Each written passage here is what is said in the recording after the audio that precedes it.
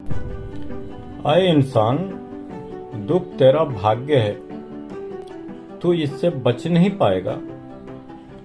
मत भाग इससे। तू क्या समझता है, दुख सिर्फ दुख के रूप में ही आता है? दुख सुख के रूप में भी आता है। इसके रूप अनेक हैं। ये जिस रूप में भी आए उसको स्वीकार कर। घर में और दिल में इसको जगह दे।